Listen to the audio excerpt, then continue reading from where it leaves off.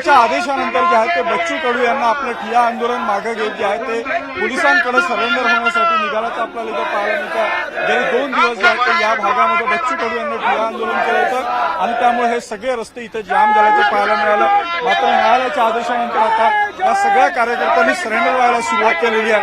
मला सांगा, तुम्ही सरेंडर व्हायला चाललेलं आहे, तुमचं 2 दिवसाचं आंदोलन न्यायालयाच्या आदेशानंतर आता मागे घेतात तुम्ही? हे शासनाची हुकुमशाही आहे। कोर्टाचा जरी आदेश असला परंतु इथं कुठेतरी काळं वेगळं आहे।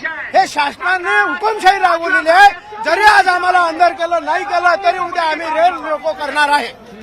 मला सांगा, तुम्ही वकील आहात, बच्चू भाऊ तुमच्याशी न्यायालयीन सल्ला मसलत करतात, या सगळ्या न्यायालयाच्या आदेशाचा तुम्ही काय अर्थ काढता?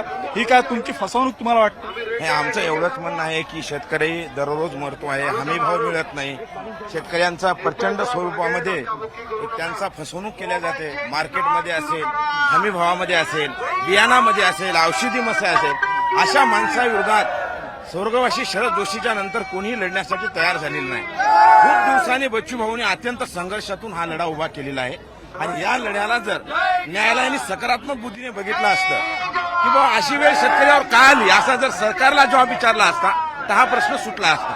म्हणजे तुम्हाला असं म्हणायचं आहे की या सगळ्या आंदोलनाची पार्श्वभूमी न्यायालयाच्या निदर्शनास आणून दिलेलं नाही? नाही, आम्हाला विचारलंच नाही न्यायालयानं। न्यायालयानं बातमीच्या आधारावर जे काय आदेश दिला त्याचा सन्मान ठेवून आम्ही आता ही जागा सोडली आहे। परंतु याचा अर्थ हे आंदोलन मागे घेतलं असं करायचं नाही, नाही, अजिबात नाही। याचा अर्थ असा होत नाही, उलट लोकांचा असंतोष याच्यातून निर्माण होणार आहे, शेतकरी अजून पेटणार आहेत आणि सरकारची जी काही बुरखा आहे तो यामधून स्पष्ट झालेला आहे, फाडला गेलेला आहे। तुम्ही पोलिसांकडे अटक व्हायला चाललेला, पोलिसांना तुम्हाला ताब्यात घेतलं तर काय करणार? पोलिसाला आम्ही घरून ज्या वेळेस निघालो घरून त्यावेळेसच आम्ही आमच्या डोक्याला कपन बांधून आणि बायकोचं कुकू पुसून आम्ही आलेलो आहोत। आमच्या जीवाची आम्हाला पर्वा नाही। पोलिसांनी अटक केली तर आम्ही बिनपिकीर या पोलिसांसमोर अटक होऊ। काय तुम्हाला काय वाटतं, सरकार तुमच्याशी चर्चा करणार होती मात्र मदतच आंदोलन? शासन प्रशासन आणि न्यायव्यवस्थेवर आता आमचा विश्वास राहिलेला नाही।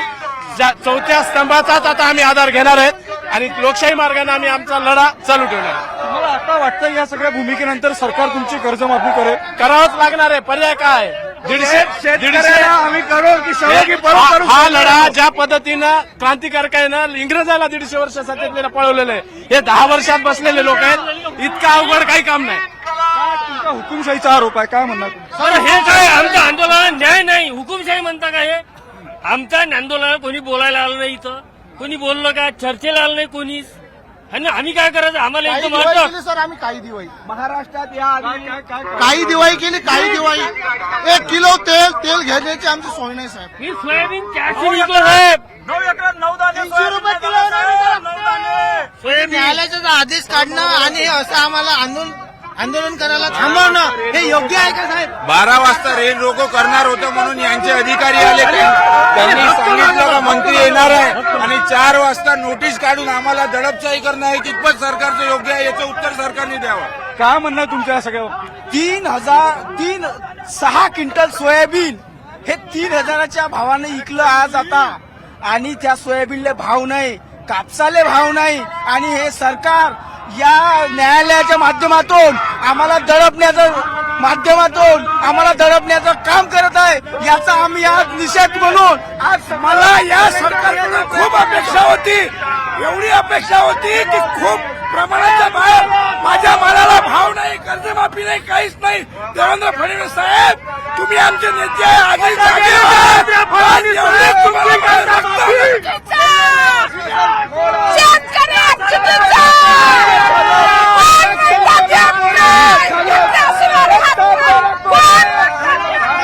एकाशिवाय राहत नाही। फडणवीसचा पोरा वाचला कर कोरा कोरा, फडणवीस पोरा उचला कर कोरा कोरा। काय मागणी आहे तुमची? तुम्हाला आमची मागणी कर्जमाफीची, कर्जमाफी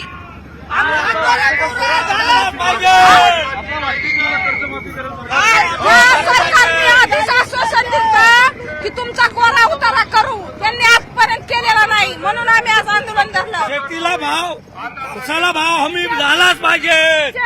15,000 रुपये भाव झाला पाहिजे. आम्हाला काय की कर्जमाफीची योग्य वेळ यायची आहे. एवढी अतिवृष्टी झाल्यानंतरही सरकारला माहित नाही पडलं की योग्य वेळ आहे की नाही. 2014 मध्ये सोयाबीनचा भाव होता 4,000 आणि आज आहे 3,000. हे सांगा बरं कोण्या ह्याच्यात ही हिशोबात लागते. नक्कीच आपण पाहतोय की आंदोलकांच्या भावना ज्या आहेत त्या तीव्र आहेत. सरकारनं त्यांची फसवणूक केलेली आहे आणि त्या फसवणुकीच्या विरोधामध्ये जे आहे ते आता पोलिसांकडे स्वतःहून अटक करून घेण्यासाठी जे आहे ते हे आंदोलन बच्चू कडू यांच्या नेतृत्वात निघालेलं आहे. साधारणतः आंदोलन स्थळापासून अर्धा किलोमीटर समोरपर्यंत हे आंदोलक आलेलं आहे. मात्र पोलिसांकडून त्यांना ताब्यात घेण्याची कुठलीही इथं व्यवस्था केलेली नाही आहे. त्यामुळे पोलीस आणि आंदोलक असा संघर्ष इथं उभा राहण्याची शक्यता नाकारता येणार नाही.